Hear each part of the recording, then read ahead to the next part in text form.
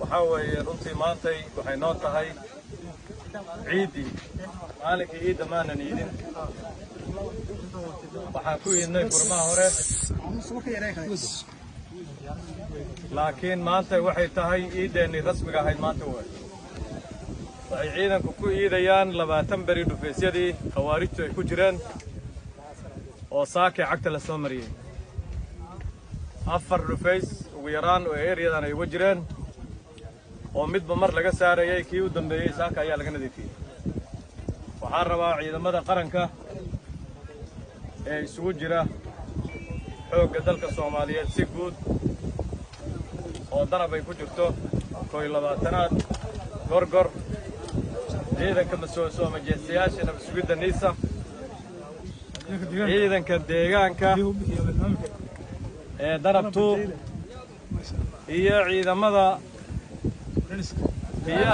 sida aadka ah maaragtay u tababaran daraawiishta iyo ciidanka mariiniska iyo kulli looma kala harin runtii waxaa sharaf weyn ah in ciidamadu ay muujiyeen muddadii bil iyo xogaaga ahaa ee halkan lagu jiray dulqaad isku sabir amar qaadasho ku sugnaansho meeshii maaragtay loogu talagalay arrintaasina waxay keenaysay aan ogeyn inay keenayso guushan nimanka shabaabka khawaarijta la yiraahdo waxay la yiraahdaan ciidanka dawladdu markay meel soo galaan 24 saac kadib waa laabanayaan marka halkaan aan u fariisanno maanta waad arkayseen meydadkoodii baktigii suuray qof shahiidi ma warab bakti inuusan shahiid ahayn oo bakti ay yihiin maanta urkoodii aan ku aragnay xerooyinkii qoryahaasay u daadiyeen qalabka kale ay ka tageen oo isgaarsiintii raashinkoodii kutubtii beenta ahayd wax allaaliya wixii ay gacanta ku hayeen waa daadiyeen waana farxadeen wixii dhinta mooyaan intii runtii nin qorigiisii qaadan waayey oo ka cararay inuusan meesha geesinimo ku hayn dadnimo ku hayn waa la ogaaday waxaan rabnaa inaan ammaanno ciidamada qalabka sida nooc kastoo ay yihiin ee halkaan ka howlgalay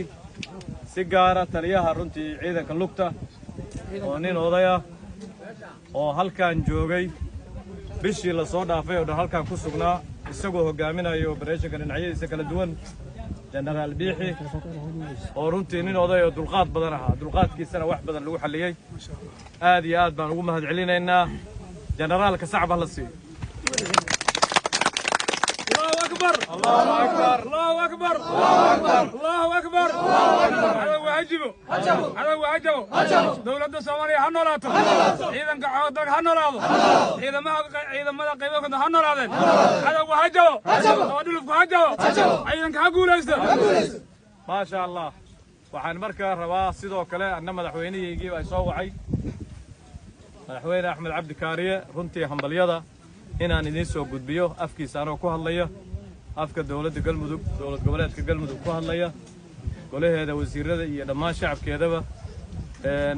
waxaan rabnaa oo uu hambaliyeenayaa ciidanka guusha ay maanta ku tallaabsadeen waxaan rabnaa sidii taliyuhu sheegay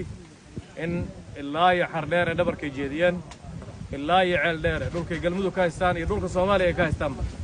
in la daba joogo nimankaas khawaarijta waxaan rabnaa inaan fariin u dirno khawaarijta meeshaan janno ma taal meeshaan cadaab baa yaalla meeshaan wiilashaas tuutaha labisan ayaa yaalla meeshaan qoryaha BKM-ka yaalla janno masaajidda laga raadiyaa janno waalidkoo baari loo noqdaa laga raadiyaa janno dalkoo daacad loo noqdaa laga raadiyaa halkaan janno ma taal meeshaan cadaabkaas ayaa yaalla qurunka ka cararteen baa yaalla ha u soo dhowaanina dadkan dad aad u soo dhowaan kartaan oo aad gumaysan kartaan maahan wiilasha la soo marin habaabiyey fariintaan u dirayna waxay tahay fursad baa haysatiin qaar ka mid ah waa ka soo farxadeen waa la soo dhaweeyay